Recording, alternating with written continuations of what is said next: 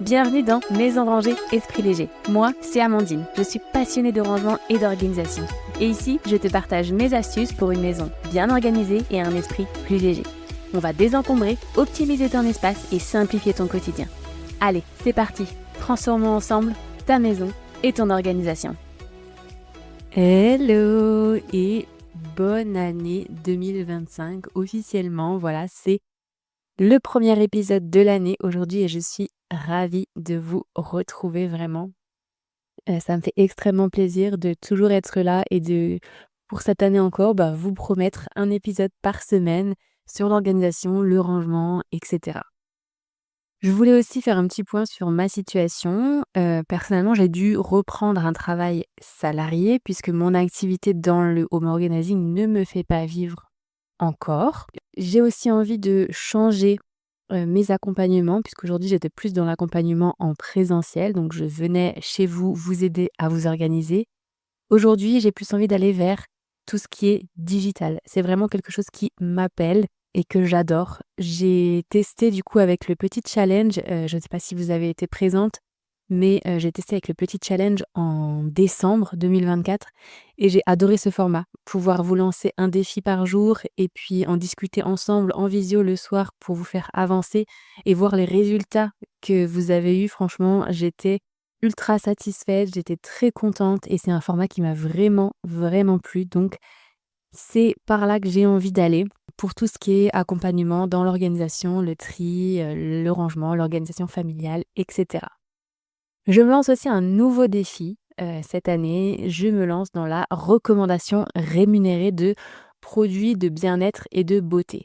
C'est quelque chose qui m'a toujours plu aussi, faire de la vente clairement, tout en recommandant des produits. J'ai toujours parlé des produits que j'aimais à mes proches, à mes amis, à ma famille et souvent, c'est vrai que je sais plutôt bien parler des produits que j'aime et ça donne envie et du coup, quand j'ai appris qu'on pouvait, tout simplement gagner un peu d'argent en recommandant des produits qu'on appréciait, j'ai dit: «Pourquoi pas? Go!» Je me suis lancée donc voilà, c'est une nouvelle aventure qui commence aussi de ce côté-là. Je mets un peu, plusieurs cordes à mon arc donc voilà, c'est une année qui s'annonce chargée, pleine de travail mais pleine de satisfaction aussi. C'est une année qui va me faire vivre des choses, qui me passionnent donc je suis ravie. On va du coup passer au sujet du jour on va quand même y aller. Et cette année, j'avais envie de commencer chaque épisode par un commentaire que l'un ou l'une d'entre vous a laissé, parce que vraiment ça me fait toujours plaisir de recevoir vos commentaires. Donc aujourd'hui, c'est le commentaire de Jeanne-Sophie qui me dit: «Bien agréable à écouter en faisant du rangement ou du ménage. Des épisodes plus longs seraient encore plus géniaux». Alors déjà, merci beaucoup Jeanne-Sophie pour ce commentaire. Ça me fait vraiment plaisir, de voir que ces épisodes plaisent. Des épisodes plus longs, pourquoi pas? En général, je le fais avec mes invités, donc voilà. Mais sinon, je trouve que le format est pas trop long justement, c'est plutôt bien pour pas perdre, l'attention et pouvoir écouter plusieurs épisodes à la suite. Donc voilà, si vous aussi vous voulez que je lise votre commentaire, n'hésitez pas à aller me laisser un commentaire sur Apple Podcast et une note 5 étoiles bien sûr. Et puis aujourd'hui sur Spotify, vous pouvez aussi laisser un commentaire sous chaque épisode, donc faites-vous plaisir. Et donc aujourd'hui, on va parler, si vous avez lu le titre, des 3 erreurs les plus fréquentes qu'on fait quand on se lance dans l'organisation. Alors personnellement, j'ai essayé plusieurs fois avant de m'organiser, je vais dire, entre parenthèses, entre guillemets, pardon, correctement. Et en fait, ce que je veux vous dire, c'est que déjà, on ne s'organise jamais correctement du premier coup. Et je m'explique. On peut faire plein d'essais, se dire: «OK, là, j'ai envie d'organiser ça comme ça, je pense que ce sera bon, ça va marcher». On le fait, on s'organise et puis on se rend compte qu'en fait, non, c'est pas tout à fait ça. Il y a encore ça qui coince et puis ça va pas, donc on réajuste. C'est important de savoir justement, que notre organisation, elle peut être adéquate à un moment donné, mais elle peut tout à fait évoluer. Et donc, on va faire évoluer notre intérieur aussi, nos rangements, etc. Et il faut pas le prendre mal, c'est-à-dire, il faut pas se dire: «Oh là là, je suis pas organisée, c'est pas possible, ça fonctionne pas». Non, peut-être que ça fonctionnait à un moment, vos habitudes ont changé, vos envies ont changé et donc cette organisation, elle ne fonctionne plus. Ou alors, tout simplement, vous aviez organisé quelque chose, je sais pas, dans votre cuisine vous aviez mis les épices dans un placard, dans un coin de votre cuisine, parce qu'avant, vous cuisiniez pas trop avec les épices, etc. Donc ça vous gênait pas. Les épices, elles étaient dans un coin. Vous en aviez presque pas besoin. Aujourd'hui, vous avez décidé de mettre plus de goût, plus d'épices dans votre cuisine et du coup, vous les utilisez tous les jours. Donc, vous devez aller chercher à l'autre bout de la cuisine tous les jours. Et là, vous dites, là, c'est n'importe quoi, mon organisation, elle est nulle et tout. Non, c'est juste que ça a changé. Donc, vous prenez vos épices, vous les mettez près de votre plaque de cuisson et ce sera plus facile. Voilà, c'est un petit exemple, mais ça peut être pour plein de choses. Notre organisation, elle évolue. N'ayez pas peur de la faire évoluer en fonction de vos habitudes, de votre vie quotidienne. Ça, c'était un petit point, un petit focus sur l'organisation qui change. Il ne faut pas avoir peur de s'organiser et puis peut-être 1 an, 2 ans après, reprendre des choses et faire évoluer. On passe maintenant aux erreurs. La première erreur, c'est vouloir tout organiser d'un coup. Alors en fait, ça, c'est un peu le syndrome du tout ou rien. On croit qu'on va vraiment tout pouvoir faire en une seule journée ou alors 1 heure parce que on est hyper motivé et tout, mais spoiler alerte, c'est pas possible. C'est pas possible. Vous ne pouvez pas organiser toute votre maison en un week-end. Ça n'est pas possible. En commençant à organiser chez moi, je voulais aussi tout réinventer, tout révolutionner, alors que je commençais tout simplement juste à m'organiser et je commençais tout en même temps. Résultat, j'ai eu une grosse perte de motivation quand on voit le bazar en fait qu'on accumule en milieu de journée, dès la première journée. On a l'impression qu'on va jamais s'en sortir. Et du coup, on refout tout dans les placards et on abandonne tout.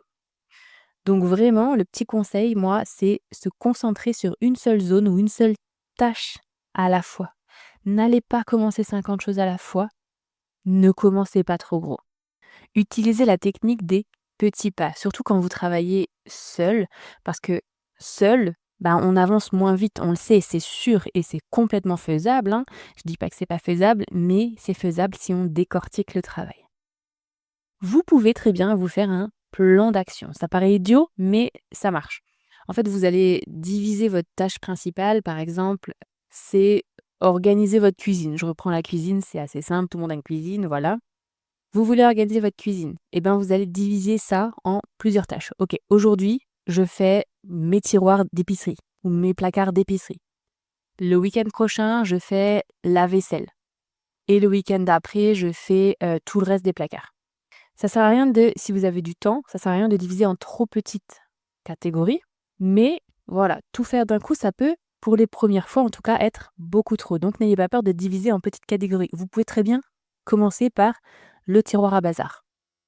Et ensuite, aller plus loin, dire ok, je fais toute la nourriture et le week-end d'après, je fais tout ce qui est matériel. Dans une cuisine, ça peut être très bien. Et donc, vous sortez toute la nourriture, vous triez toute la nourriture, vous rangez la nourriture. Si vous pensez que la nourriture n'ira plus ici, vous la laissez. Si pendant 1 semaine, il y a un petit peu plus de bazar, c'est pas grave. Tant que vous restez motivé et que vous allez au bout. Vous allez voir, en fait, quand vous allez y aller tranquillement, vous allez moins vous décourager. En fait, au contraire, vous allez vous motiver parce que vous allez avoir l'impression d'avancer. Vous allez voir des petits résultats au fur et à mesure. Et quand vous aurez le grand résultat devant vous, vous serez encore plus fier de vous. Petite pause rapide pour te parler de mon guide de l'organisation. C'est 25 conseils qui m'aident à rester organisé au quotidien.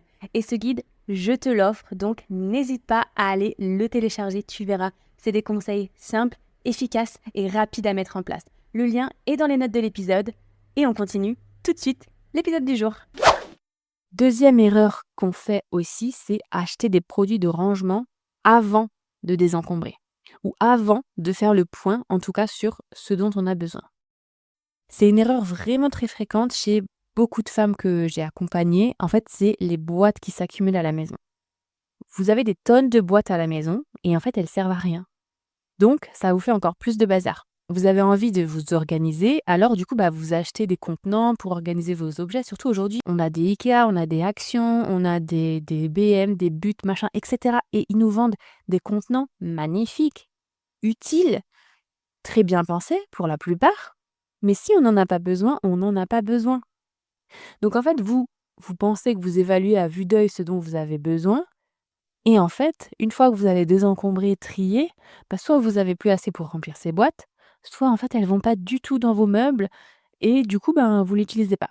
Ça, c'est parce que, vous connaissez pas les dimensions de vos meubles et que avant de trier, vous ne savez pas ce que vous allez garder. Vous avez l'impression que vous allez tout devoir remettre, mais non. Le but, c'est pas de tout remettre, c'est d'en enlever une bonne partie. Donc avant, il faut trier. En triant, vous allez supprimer un peu, beaucoup, énormément d'objets et vous n'aurez pas à organiser ces objets. Donc vous n'aurez pas à leur trouver une place. Donc par exemple, vous allez aller acheter 15 boîtes de rangement pour vos vêtements. Mais finalement, quand vous triez vos vêtements, vous en avez besoin que de 10. Et il vous en reste 5 sur les bras. Et elles vont nulle part ailleurs. C'est inutile et c'est de l'argent ici de clairement perdu. Donc vous commencez à trier et ensuite vous voyez comment vous allez organiser. Vous faites, pourquoi pas, de l'organisation avec des boîtes de récup, des cartons, etc. Ensuite, vous prenez les mesures et ensuite vous pouvez aller acheter ce qu'il vous faut avec les bonnes mesures, le nombre de boîtes qu'il vous faut, etc. C'est comme ça que vous allez réussir à organiser correctement avec les bons contenants et ça fera propre tout de suite. La troisième erreur, c'est imiter une méthode qui ne vous correspond pas. Alors, je voudrais insister clairement sur l'importance de personnaliser votre organisation. Réfléchissez à vos habitudes. Moi, c'est comme ça que je fonctionne. Je pose toujours des questions à mes clientes sur leur quotidien, leurs habitudes, leur vie, leur famille, comment elles utilisent les pièces qu'elles veulent ranger, etc. Je ne vais pas organiser chez une cliente comme chez une autre. Je m'adapte à leurs habitudes. Il faut que l'organisation s'adapte à votre quotidien et pas l'inverse. Il ne faut pas organiser votre vie, votre maison selon ce que vous voyez sur les réseaux. Ça peut ne pas vous convenir du tout. Si vous utilisez des techniques qui ne vous correspondent pas, vous allez avoir du mal à tenir l'organisation sur le long terme. Et ça, c'est certain. J'ai fait un épisode sur ce thème, si vous voulez aller l'écouter pour réfléchir un peu à plusieurs points de votre organisation. C'est l'épisode 30, je vous mettrai le lien dans les notes de l'épisode. Vous allez voir, ça va déjà vous aider à vous poser 2 ou 3 questions sur comment vous aimez que les choses soient organisées pour justement pouvoir l'appliquer chez vous. Je vais vous donner un exemple concret. Donc, la méthode que moi, je vous ai montrée sur les réseaux, elle peut être inspirante. Vous pouvez vous dire, c'est génial, je vais faire comme elle, etc. Mais elle n'est peut-être pas du tout adaptée à votre mode de vie. Ou alors, ce rangement que vous avez vu sur Pinterest, il est génial, il est magnifique, mais du coup, son utilisation, elle n'est pas adaptée à vos besoins. Je ne sais pas, ça peut être un meuble, il y a plein de petits tiroirs, faciles à ouvrir, etc. Et vous avez un enfant en bas âge qui va venir mettre le bazar à l'intérieur, donc pas du tout optimisé. Un petit conseil, identifiez vos besoins à vous. Faites votre propre recherche sur comment vous aimez que les choses soient organisées, sur ce dont vous avez besoin. Faites ce travail et cherchez comment utiliser la pièce que vous voulez réorganiser.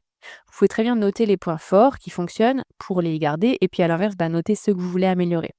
Par exemple, vous êtes satisfait de comment votre coin épicerie est organisé, donc ça, vous n'allez pas y toucher, c'est accessible, c'est facile, ok, nickel. Par contre, au niveau de la vaisselle, vous faites beaucoup trop de déplacements pour la ranger, vous en avez aux 4 coins de la pièce et du coup, vous perdez beaucoup de temps quand vous rangez votre lave-vaisselle, par exemple. Donc, vous savez que ça, vous allez l'améliorer en rassemblant la vaisselle à un seul endroit. Et ça, c'est seulement en réfléchissant à vos habitudes de vie que vous allez trouver ce qui peut être amélioré. Voilà, ça, c'est les 3 erreurs les plus fréquentes pour moi. Donc, je vous les récapitule. C'est vouloir tout organiser d'un coup, acheter des boîtes et des paniers avant de désencombrer et utiliser une méthode d'organisation qui ne vous convient pas, qui n'est pas adaptée à votre quotidien. Petit défi, choisissez une petite zone de votre maison et organisez-la de manière simple et personnelle. Réfléchissez à ces 3 erreurs dont je vous ai parlé et organisez cette petite zone en y pensant. Je vous invite du coup en commentaire à me dire si vous avez déjà fait ces erreurs en voulant désencombrer chez vous, parce que vraiment, je pense que c'est des erreurs très communes. J'ai personnellement fait les 3. Donc, j'attends vos commentaires et je vous dis une bonne semaine et à bientôt. Bye bye! Merci beaucoup d'avoir écouté cet épisode jusqu'à la fin. J'espère qu'il vous aura été utile et qu'il vous aura appris quelques petites choses. Et si c'est le cas, vous pouvez me laisser un petit commentaire et une note 5 étoiles, ce qui va beaucoup m'aider à faire connaître le podcast à d'autres personnes et peut-être aider encore plus de monde. Merci encore pour cette écoute. À bientôt dans le prochain épisode. Bye bye!